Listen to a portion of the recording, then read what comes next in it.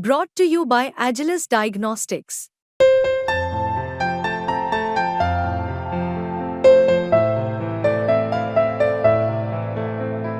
Agilus Diagnostics.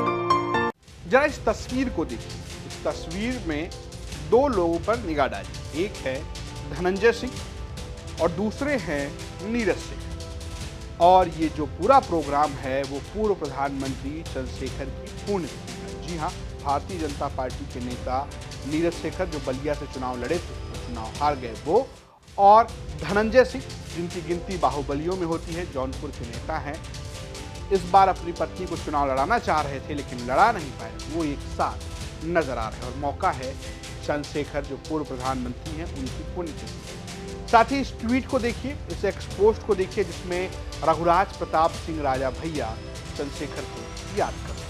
और इस सभी को मिलाकर यूपी में पूर्वांचल की पॉलिटिक्स एक बार फिर से एक दूसरे पैमाइश पर देखी जा रही है। जी हाँ, वही पूर्वांचल जिसकी वेब सीरीज आप मिर्जापुर आजकल देख रहे हैं। बड़ी चर्चा है जौनपुर, गाजीपुर, बलिया, हर जगहों की, लेकिन इन तस्वीर में आप जौनपुर, प्रतापगढ़ और बलिया को एक साथ देख सकते हैं। क्या दरअसल बागी बलिया के बागी नेता चंद्रशेखर की पुण्यतिथि पर ये तीनों एक साथ नजर आ रहे हैं। प्रेम में नहीं लेकिन विचारधारा की स्थिति पर एक साथ नजर आ रहे हैं। सबसे पहले धनंजय सिंह ने एक ट्वीट किया और उन्होंने इस ट्वीट में लिखा, विचार और फैसले से ना समझौता हुआ ना होगा।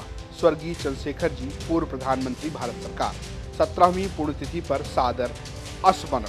वहीं रघुराज प्रताप सिंह राजा भैया ने भी कुछ ऐसा ही पोस्ट एक्स पर किया। उन्होंने अपने साथ चंद्रशेखर की एक फोटो शेयर की। उन्होंने लिखा कि लोकतंत्र के उन्नयन हेतु दृढ़ संकल्प जननायक, लोकतांत्रिक मूल्यों के प्रबल सजग नेतृत्वकर्ता, राजनीतिक जीवन में लोक कल्याण के उद्देश्य का पालन करने वाले कुशल राजनीतिज्ञ, भारत के पूर्व प्रधानमंत्री श्री चंद्रशेखर जी की 17वीं पुण्यतिथि पर कोटि नमन।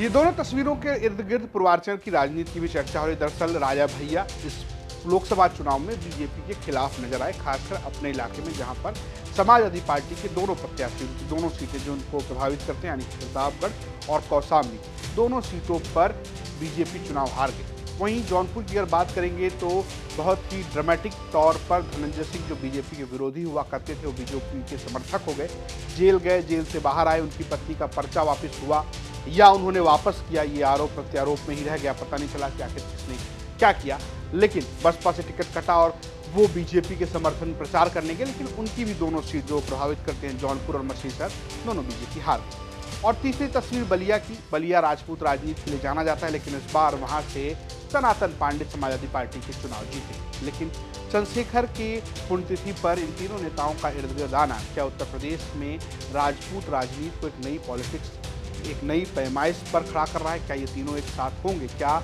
धनंजय सिंह, रघुराज प्रताप सिंह राजा भैया और नीरज शेखर एक बार एक ही जगह पर इकट्ठे होंगे? और वो कौन सी जगह होगी ये देखना भी बहुत दिलचस्प होगा, क्योंकि इससे पहले जब रघुराज प्रताप सिंह राजा भैया समाजवादी पार्टी के साथ थे तब नीरज शेखर भी सपा के साथ थे। आगे वो बीजेपी के साथ चले गए और राजा भैया भी गाहे बगाहे भारतीय जनता पार्टी का साथ देते हैं। हालांकि लोकसभा चुनाव में राजा भैया ने पल्ला बदला।